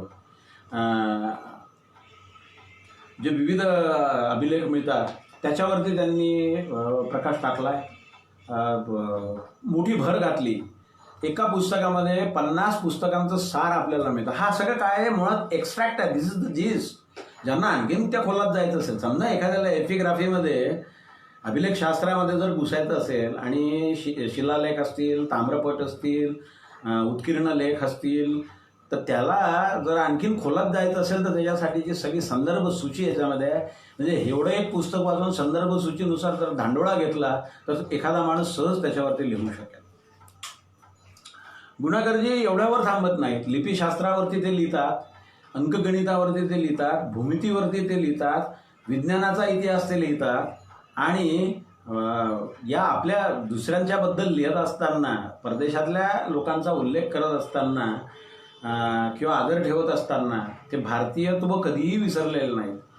ते मातीतले होते आणि मातीचेच पाय होते आणि त्यांची मुळं मातीत रुजलेली होती. ती नाळ त्यांनी कधी तुटू दिली नाही, ती मुळं कधी सुटी होऊ दिली नाहीत, हेही आपण ध्यानात घेतलं पाहिजे. ज्या राहुल सांस्कृतायन यांचा त्यांच्या जीवनावरती मोठा प्रभाव होता, आणि राहुल सांस्कृतायन हे फिलॉसॉफी आणि वेगवेगळ्या ज्ञानशाखांमध्ये सहज वावरणारे होते. त्यांची विचार सरणी कशी होती, त्यांचे विचार कसे होते, एकंदरीत समाजाबद्दल, समाजाच्या अर्थकारणाबद्दल, राजकारणाबद्दल राहुल सांस्कृतायन कसा विचार करत, पुरातत्वाबद्दल कसा विचार करत. राहुल सांस्कृतायनची विपुल ग्रंथसंपदा आहे, परंतु त्यांचं राहुल चिंतन नावाने एक पुस्तक ते कदाचित मेंटरचं, गुरुचं ऋण म्हणून ते काढतात. आणि स्वतःच राहुल संग्रहालयामध्ये अनेक वर्ष काढलेली असल्यामुळे, अनेक प्रकारची राहुलजींशी संबंधित कागदपत्र आणि याचा अभ्यास त्यांना करता आल्यामुळे राहुलजींच्या जन्मशताब्दीच्या निमित्ताने त्यांनी स्वयंभू महापंडित, आपल्याकडे खूप स्वयंभू लोक आहेत, ते स्वयंभू नाहीत, खरे स्वयंभू हे आहेत. यांना कोणीही गुरु नव्हतं, यांना कोणी मार्गदर्शक नव्हतं. अशा पद्धतीनं ज्यांनी मौलिक कामगिरी केली आणि ती निष्पक्ष तटस्थ राहून केली, त्यातले एक महापंडित म्हटलं पाहिजे राहुल सांस्कृतायन. त्यांच्यावरती पण ते लिहितात. म्हणजे एका अर्थानं डॉक्युमेंटेशन आहे, हे सुद्धा इतिहासाचा एक अंग आहे. सापेक्षतावादाचा सिद्धांत. सापेक्षतावाद आपण मराठीत म्हणतो, हिंदीमध्ये अपेक्षितता सिद्धांत क्या है. आता मला सांगा, आईन्स्टाईन समजल्याशिवाय आईन्स्टाईनच्या सापेक्षतावादावरती लिहिता येतं का? जरा विचार करून बघू. भारतातल्या इतर ज्या काही ऑफिशियल लँग्वेज असतील वेगवेगळ्या, किती असे पुस्तकं असतील की ज्यांनी सापेक्षतावादाच्या थेअरी ऑफ रिलेटिव्हिटीवरती लिहिलं असेल. पण एवढ्या पुस्तकांना त्यांचं समाधान होत नाही, म्हणून कदाचित असेल आईन्स्टाईन और ब्रह्मांड पुन्हा नव्यानं ती मांडणी करतायत की ब्रह्मांड आणि त्याच्याबद्दल एकंदरीत कॉस्मॉस, एकंदरीत ब्रह्मांडामधल्या 4 fundamental forces, theory of relativity आणि आईन्स्टाईनच्या नंतर सुद्धा आलेलं जे काही वैज्ञानिक झालेत, प्लांक सारखे किंवा आणखीन मॅक्स सारखे, त्या सगळ्यांचा आढावा घेत आईन्स्टाईनचं काय महत्त्व होतं आणि सापेक्षतावादाचा सिद्धांत काय होता, आणि विथ बायोग्राफी, हे त्यांचं खूप आवडतं आणि हे स्वप्न होतं त्यांचं. मला त्यांच्या बोलण्यातनं एकदा कळलं होतं की त्यांना वाटायचं की आपण आईन्स्टाईनवरती लिहिलं पाहिजे, आईन्स्टाईन लोगों को पता होना चाहिए. आणि हे पुस्तक त्या निमित्तानं त्यांचं समोर येत गेलं. गणित तज्ज्ञ असल्यामुळे पुरत आता गणित तज्ज्ञ, संसार हे महान गणित तज्ज्ञ. मग केपलर असेल तिथपासून तर ब्रह्मगुप्तापर्यंत, म्हणजे भारतीय शास्त्रज्ञ जे गणित तज्ज्ञ झालेत त्यांना ते विसरलेले नाही आहेत. शुल्वसूत्र ते विसरत नाहीत. वेदांमधले सूत्रवाङ्मयातलं शुल्वसूत्र हे भूमितीशी संबंधित आहे. काही गोष्टी भूमितीचे त्याच्यामध्ये नियम वापरलेले आहेत, त्या शुल्वसूत्रांचा सुद्धा ते उल्लेख करतात. जेवढा अभिमानानं ते इतर माणसांबद्दल लिहितात. आता आर्थर केली कोण आहे हे मलाही माहिती नव्हतं, पण हे वाचलं की मग जॉमेट्रीमध्ये आर्थर केलीचं किंवा गणितामध्ये आर्थर केलीचं काय योगदान आहे हे आपल्याला कळतं. मी मुद्दामून पुस्तकाच्या निमित्तानं तुमच्याशी का बोलतो आहे. परत लिहित आहेत प्राचीन भारत के महान वैज्ञानिक, आता हिस्ट्री ऑफ सायन्स, आणि त्या निमित्ताने प्राचीन भारतामधले जे काही वैज्ञानिक झाले त्यांचा एक इतिहास समग्र पुराव्यानिशी ते मांडतात. ऐकलेल्या म्हणजे अमुक त्याचा गुरु तमुक त्याचा गुरु हे असल्या पद्धतीच्या भाकड कथा ते जन्माला घालत नाहीत. आर्यभट्टावरती पहिल्या सुरुवातीची अगदी ही पुस्तकं आहेत, म्हणून तुम्हाला कदाचित आता याचं एडिशन निघेल, त्यांनी ती व्यवस्था करून ठेवलेली आहे की आउट ऑफ प्रिंट झालं की त्यांचं पब्लिश करायला ते घेतोच. आर्यभट्टाबद्दल मला सांगा, माझ्या पोराला 10वीतले आर्यभट्ट कोण होता आणि त्यांनी नेमकं काय कॉन्ट्रीब्युशन केलं हे जर समजून घ्यायचं असेल तर माझ्याकडं हेच पुस्तक आहे. मी त्याला एवढंच म्हणेन की बेटा आर्यभट्टाचं काय काम होतं आणि आर्यभट्टीय नावाचा ग्रंथ कुठून आला, कसा आला. लीलावती नावाचा गणितावरचा ग्रंथ लिहिणारे भास्कराचार्य महाराष्ट्रातले, मला वाटतं चाळीसगावच्या जवळ, म्हणजे चाळीसगाव तालुका जो आहे खानदेशातला, तिथे भास्कराचार्य होऊन गेलेत. त्यांनी तिथेच काम केलं आणि मुलगी लीलावती तिच्या नावाने एक लीलावती नावाचा ग्रंथ लिहिला. हे मला केव्हा कळतं, ज्यावेळेला एक छोटंसं पुस्तक हार्डबाउंडमध्ये याच्यासाठी की ते पुस्तक अनेक वर्ष टिकलं पाहिजे. आणि हा फॉन्ट साईज जर तुम्ही बघितला ना तर तुम्हाला असं लक्षात येईल हे कोणासाठी लिहिलं त्यांनी. तर विद्यार्थ्यांमध्ये विज्ञानाबद्दल, गणिताबद्दल, पुरातत्वाबद्दल जागरूकता निर्माण व्हावी. जसं ते आर्यभट्टाबद्दल किंवा भास्कराचार्यांबद्दल लिहितात तसंच पास्कलबद्दल लिहितात, केपलरबद्दल लिहितात, मेंडेलिफबद्दल लिहितात. अगदी आर्किमिडीजला सुद्धा ते सोडत नाही, आर्किमिडीजवरची पण ते पुस्तक लिहितात. आता याच्यासाठी पाश्चात्य विज्ञानाचा आणि पाश्चात्य म्हणजे हिस्ट्री ऑफ वेस्टर्न सायन्स, म्हणजे आपण असं म्हणू की पाश्चात्यांच्या याचा अभ्यास लागतो. अनेकदा असं समज होईल की यांनी फक्त माणसांबद्दलच लिहिलं, महिलांना सुद्धा ते विसरले नाहीत सन्मान द्यायला. आपल्याला हे सुद्धा माहीत नाही की पहिली स्त्री संपादिका महाराष्ट्रामध्ये कोण होती. तानुबाई मिर्जेंना आपण विसरून जातो. आपल्याला अनेक गोष्टी कुठून तरी कळतात आणि मग त्या आपण काहीतरी स्वीकारत जातो. महान वैज्ञानिक महिला आहे आणि त्याच्यामध्ये उल्लेख केलेले आहेत त्यांनी की ज्या महिलांनी विज्ञानाच्या क्षेत्रात मौलिक योगदान दिलं. अगदी मेरी क्युरीपासून तर सगळ्या ह्यांचा ते एका ग्रंथाच्या निमित्तानं. आता लिपीशास्त्र आणि खगोलशास्त्राचा काय संबंध. विज्ञानाचा इतिहास आणि अंकगणित काय इतिहास. एक पुस्तक माझ्याकडे उपलब्ध नाही, भारतीय सिक्को की कहाणी पण आहे, म्हणजे भारतीय सिक्को का इतिहास, म्हणजे न्यूमिस्मॅटिक्स ज्याला आपण आर्किओलॉजीच्या भाषेमध्ये म्हणतो, मुद्राशास्त्र ज्याला आपण म्हणतो, न्यूमिस्मॅटिक्स, त्याच्यावरती पण त्यांचा ग्रंथ आहे. तो दुर्दैवानं आत्ता माझ्याकडं लायब्ररीमध्ये उपलब्ध दिसलेला नाही मला, पण त्याच्यावरती त्यांनी लिहिलं. पुरातत्वाबद्दल अनेक लेख लिहिलेत. लेखांची संख्या कमी असेल काय. कल्पना करा, 3000 लेख ज्यांचे छापून आलेले आहेत, त्यातल्या जवळपास 250हून अधिक तर इंग्रजीमध्ये आहेत. 42 पेक्षा अधिक अशा पद्धतीच्या मौलिक ग्रंथांची ती निर्मिती करतात. मग ह्या माणसाला ज्ञान तपस्वी म्हणायचं नाही तर मग कोणाला म्हणायचं.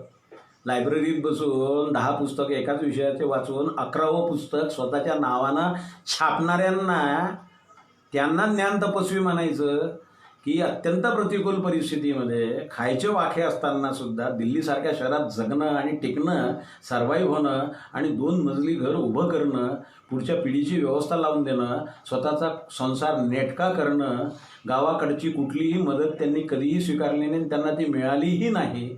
एकदा त्यांनी जे घर सोडलं 12 वर्षानंतरच ते वापस आले होते कधीतरी एकदा. नंतर ते अनेक वर्ष घरी आलेच नाहीत. मध्ये काहीतरी मृत्यू वडिलांचे वगैरे झाले त्यावेळेला कदाचित आले असतील. परंतु ज्या गावामध्ये ज्ञानाची किंमत नाही तिथे राहून काय उपयोग, अशा पद्धतीनं.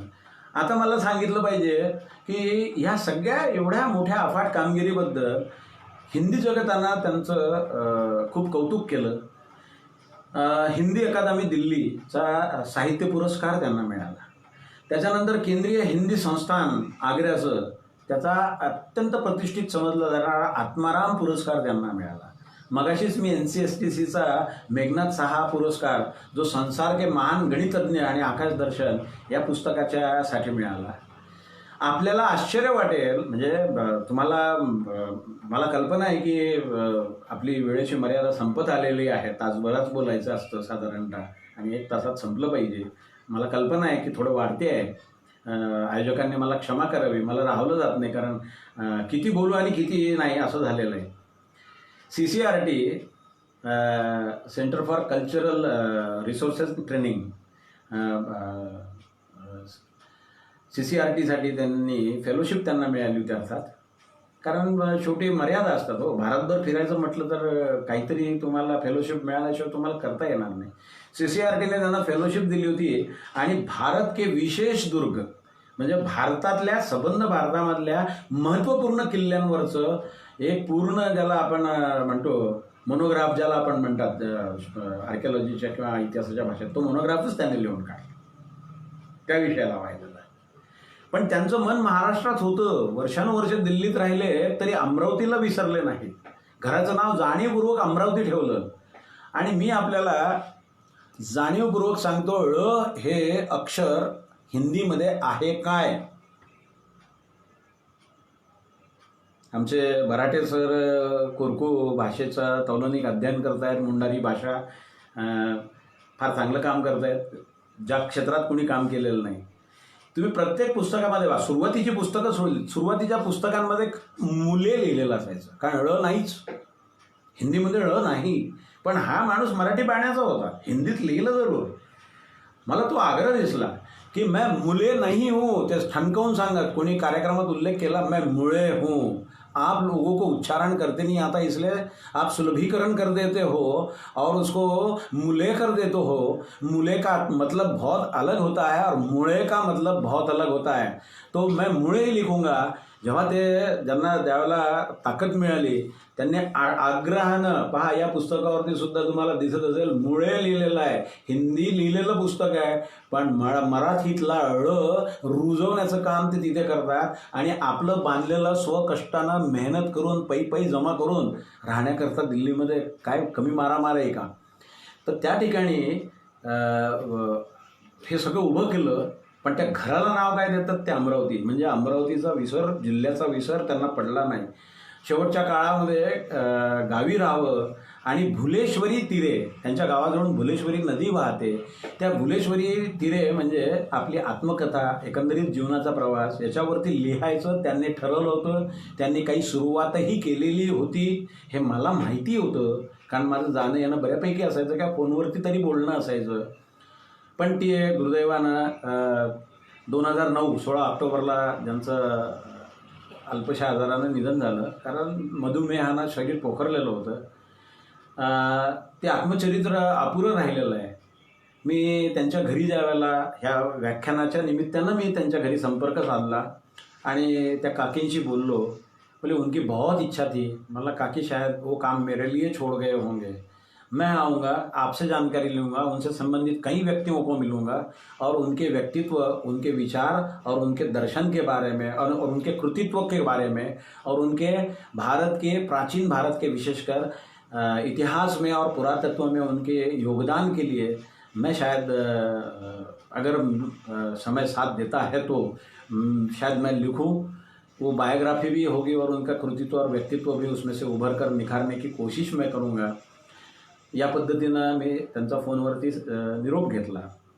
महाराष्ट्राला ते विसरत नव्हते, हे मी मगाशी उल्लेख केला. थोडंसं विषांतर झालं होतं की त्यांचं डोक्यात काय चालायचं. छोटे छोटे तुकडे माझ्या वाट्याला आलेले आहेत. मी काय प्रदीर्घ सहवासात राहिलेलं नाही. 1 दिवसासाठी, 1.5 दिवसासाठी, 5 मिनिटासाठी फोन केला, असल्याच पद्धतीनं कधीतरी पत्रातून. महाराष्ट्र के किल्ले, आणि ह्या माणसाने बघा, आपल्याकडे किल्ल्यांचा इतिहास लिहिणाऱ्या खूप आहेत, मी बघितले, लेखक आहेत. आणि दुर्गभ्रमण यात्रा काढणारेही खूप आहेत आणि त्यानिमित्ताने पोरांच्या डोक्यांमध्ये अत्यंत चुकीचा विकृत आणि एक विशिष्ट धर्माच्या विरुद्ध विद्वेष पसरवणारा इतिहास पेरणारे गुरुजी लोक पण खूप आहेत आणि छात्रवृत्ती जागृत करतोय आम्ही दुर्गभ्रमणातून असले फोकणारे दावे करणारे पण खूप आहेत.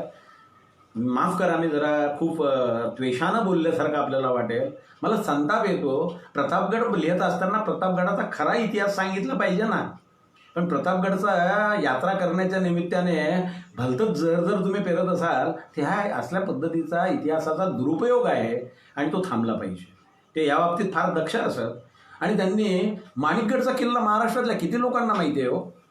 अहो, राजगड, रायगड, शिवछत्रपतींची मौलिक कामगिरी आहे, प्रश्नच नाही. त्यासारखा लोकोत्तर पुरुष होणे नाही. अख्ख्या जगानं ज्यांना मानलं. शिवछत्रपती 300पेक्षा अधिक किल्ल्यांचे स्वामी होते. अनेक किल्ले त्यांनी बांधलेत. मग त्यात राजगड असेल, रायगड असेल, सिंहगड असेल, ह्याच्याबद्दल आपल्याला माहिती मिळते हो.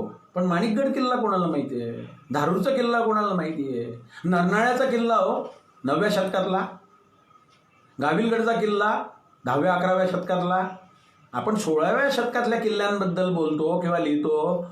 यांनी 9व्या शतकातला माणिकगडचा किल्ला, जो गहिलू नावाचा नागवंशीय राजा होता आणि जो बौद्ध अनुयायी होता, म्हणजे बुद्धाच्या तत्वज्ञानाला मानणारा होता, हा गहिलू राजा, त्याने माणिकगडचा किल्ला बांधला. हा इतिहास, एका बाजूला किल्ल्याचे सुंदर फोटोग्राफ्स आणि दुसऱ्या बाजूनं किल्ल्याचा संक्षिप्त इतिहास, अशा पद्धतीनं महाराष्ट्रातल्या अगदी अकोल्याचा भुईकोट किल्ला सोडला नाही, चंद्रपूरचा भुईकोट किल्ला सोडला नाही, माणिकगडचा किल्ला सोडला नाही. टिप्पागडला नक्षलवाद्यांची समस्या असल्यामुळे तिथल्या किल्ल्यांपर्यंत जाता आलं नाही. मेळघाटामध्ये 2 किल्ले आहेत, नरनाळ्याचा आणि गाविलगडचा. माहूरचा किल्ला त्यांनी सोडलेला नाही. धाराशिव म्हणजे उस्मानाबाद, तिथलं जे काही असेल तो किल्ला सोडलेला नाही. कंधारचा किल्ला म्हणजे मराठवाड्यातले सुद्धा ते सोडत नाहीत. खानदेशातले किल्ले सोडत नाहीत आणि पश्चिम महाराष्ट्रातले सुद्धा. मी कुठल्याही प्रादेशिक अभिनिवेशातनं बोलत नाही, परंतु किल्ल्यांवरती पुस्तक लिहिताना सुद्धा विद्वानांनी, म्हणजे तथाकथित विद्वानांनी हे लक्षात घ्यावं की किल्ले फक्त तिकडेच होते असं नाही आहे. सह्याद्री ही उत्तम त्या पद्धतीची, त्याच्यासाठी सुपीक जागा होती हे मान्य केलं तरी दुर्ग बांधणारे आणि मोठे मोठे किल्ले, टिप्पागड, माणिकगडसारखे, आणि अनेक वर्ष, अगदी नागपूरचा सीताबर्डीचा किल्ला घ्या हो, गोंडराजांचे किल्ले होते. गडा मांडल्याचा महाल पाहिला की आपल्याला लक्षात येतं. सांगायचं तात्पर्य असं की महाराष्ट्र के दुर्ग यासारखं पुस्तक वयाच्या अगदी म्हणजे शेवटच्या टप्प्यामध्ये दम लागायचा, धाप लागायची, ब्लड प्रेशर, मधुमेह घेऊन हा माणूस तब्बल वर्षभर महाराष्ट्रातल्या, देखे बगैर मैं लिखूंगा नहीं, दूसरों के सामग्री पर मैं निर्भर नहीं रहूंगा.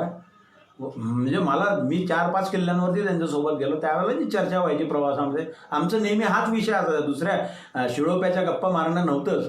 तर त्यांनी मला सांगितलं की मैं आंखों से देखे बगैर नहीं लिखता. म्हणजे याचा अर्थ प्रत्यक्ष त्या स्थळाला भेट दिल्यानंतर जे फिलिंग येतं ती जे आपण लिहू शकतो त्याला एक अधिकृतता येते. अर्थात इतर ऐतिहासिक सामग्रीचा आधार घ्यावा लागतो, हा भाग आहेच, परंतु प्रत्येक ठिकाणी माहूरचा गड चढताना मे महिना होता, चढताना धाप लागलेली आणि घामाजोकळ झालेला, वऱ्हाडातला किंवा इकडला मराठवाड्याकडचा उन्हाळा म्हणजे काय कडक असतो कल्पना असेल. या परिस्थितीमध्ये त्यांनी अत्यंत कष्टानं, वय झालेलं असताना, शरीर जर्जर झालेलं असताना प्रत्येक किल्ल्याला भेट देऊन, फोटोग्राफी करून आणि त्या पद्धतीनं एक मौलिक असं साहित्य आपल्यासाठी निर्माण करून ठेवलं. एक इतिहासाला फार मोठं योगदान दिलं.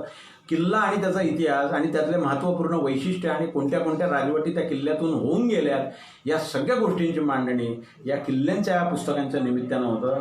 मग लिपीशास्त्र असो, नाणकशास्त्र असो की अभिलेखशास्त्र असो, इथपासून तर खगोलशास्त्रापर्यंत आणि खगोलशास्त्रापासून तर किल्ल्यांपर्यंत विविध ज्ञानशाखांमध्ये सहजपणे विचारत असताना, वावरत असताना, त्याच्यावरती लिखाण करत असताना नेहमी भाषा मात्र सामान्य माणसाला समजेल अशी आणि त्याच्यापर्यंत पोहोचेल अशीच त्यांनी ठेवली. त्या पद्धतीनं त्यांनी प्रेरित केलं. अनेकांच्या जीवनांना त्यांनी उजळणी दिली. अनेक लोक त्यांचे आज हिंदी जगतामध्ये चाहते आहेत. पुरस्कारात फक्त एकच माझा उल्लेख राहून गेला. आमचे मराठी विज्ञान परिषदेचे लोक जरा नाराज होतील. पहिले ते लोक होते महाराष्ट्रामधले, महाराष्ट्रातल्या इतरांना टपऱ्या लोकांचे सत्कार करताना आणि त्यांना पुरस्कार देताना काहीही वाटत नाही, आजकाल कोणालाही मिळतात. परंतु मराठी विज्ञान परिषदेनं गुणाकर मुळेंचं वैज्ञानिक क्षेत्रातलं आणि या सगळ्या क्षेत्रातलं कॉन्ट्रीब्युशन मान्य करून एक विशेष पुरस्कार हा गुणाकरजींना दिलेला होता. हे त्यांनीच मला सांगितलं की केवळ उन लोगों ने मुझे स्वीकारा, म्हणजे त्यांची खंत होती की मराठी जगताना पण हे वाचलं पाहिजे. कदाचित भावी पिढी आणि त्या पद्धतीनं जर काही जुळून आलं तर ह्या अत्यंत मौलिक अशा ग्रंथसंपदेचं मराठी भाषेमध्ये भाषांतर आपल्याला करता येईल. अगदी इंग्रजी पुस्तकांचं भाषांतर करून ते मराठीत आणण्याचं काम अनेक लोक करतात, पण हिंदीमधल्या या मौलिक ग्रंथसंपदेला सुद्धा मराठीमध्ये आणता येईल सुलभ मराठीत त्यांच्याच पद्धतीनं, आणि अनेक भाषांमध्ये ते साहित्य जावं अशी माझ्यासारख्या एका चळवळीच्या कार्यकर्त्याची, मी मुळात मी चळवळीतला कार्यकर्ता, केवळ व्यासंग करावा म्हणून, अभ्यास करावा, जिज्ञासा होती म्हणून मांडणी उत्तम झाली पाहिजे, अधिकृत झाली पाहिजे, बुद्धिप्रामाण्य प्रक्रियेच्या पासून दूर आपण गेलं नाही पाहिजे, पुराव्यानिशी वकील असल्यामुळे पुरावा शिवाय बोलायचं नाही, या काही गोष्टी आपसुकच वाढत असताना मिळाल्या, यांच्यासारख्यांचं मार्गदर्शन मिळालं. आज डॉक्टर M.N. वाहिया जे TIFR खगोलशास्त्र विभागाचे प्रोफेसर होते, त्यांच्या मार्गदर्शनामध्ये आम्ही आदिवासींच्या खगोलशास्त्राचं अध्ययन, त्यांच्या खगोलशास्त्रविषयक ज्ञानाचं एक नवं ज्ञानाचं दालन, जे जगाला आजपर्यंत नवं म्हणजे माहिती नव्हतं, ते दालन उघडण्याचा आम्ही गेली 8 वर्षापासून प्रयत्न करतो आहे. अर्थात गुणाकरजी मुळे असतील, राहुल सांस्कृतायन असतील, भदंत आनंद कौशल्यायन असतील, ह्यांच्यासारखी माणसं, गुणाकरजी मुळे असतील, M.N. वाहियांसारखे लोक असतील, डॉक्टर V.N. ऑर्किस्टन असतील, विविध ज्ञान शाखांमधली अनेक मोठी मोठी माणसं, ह्यांचा सहवास मलाही लाभला. काय होतं की ढवळ्या शेजी कोवळा बांधला वाहन नाही तर गुण लागला, ह्या पद्धतीनं वऱ्हाडी म्हणीनुसार मलाही यांचा काहीतरी परिस्पर्श झाला आणि आता उदंड लिखाण करण्याच्या दिशेनं वाटचाल सुरू आहे. मी एकाच वेळेला गुणाकर मुळेंबद्दल बोलत असताना मी माझ्याही बद्दल ह्याच्यासाठी बोलतो आहे की माझ्यासमोर जे रोल मॉडेल आहे, काय केलं पाहिजे, कोणासाठी केलं पाहिजे, का लिहिलं पाहिजे, तर त्याचं उत्तम उदाहरण म्हणजे मग ते इतिहास असू दे, पुरातत्व असू दे, नाणकशास्त्र असू दे, मला विदर्भातल्या महापाषाण संस्कृतीबद्दल लिहायचं आहे, मराठीतलं उत्तमातलं उत्तम असं जे काही असेल ते पुस्तक असलं पाहिजे असा माझा कटाक्ष असणार आहे. हे सगळं मी कोणाकडनं शिकलो तर गुणाकर मुळेंमुळे. त्यामुळे मी त्यांच्या स्मृतीला विनम्र अभिवादन करतो. सिंधुजन अकादमीचे मनपूर्वक अंतःकरणपूर्वक आभार मानतो की एका अस्पर्श विषयाला आणि गुणाकरजींना मराठी जगताच्या समोर मांडण्याची संधी दिल्याबद्दल मी त्यांचं अंतःकरणपूर्वक मनपूर्वक आभार मानतो आणि माझ्या शब्दांना विराम देतो. धन्यवाद, धन्यवाद, धन्यवाद.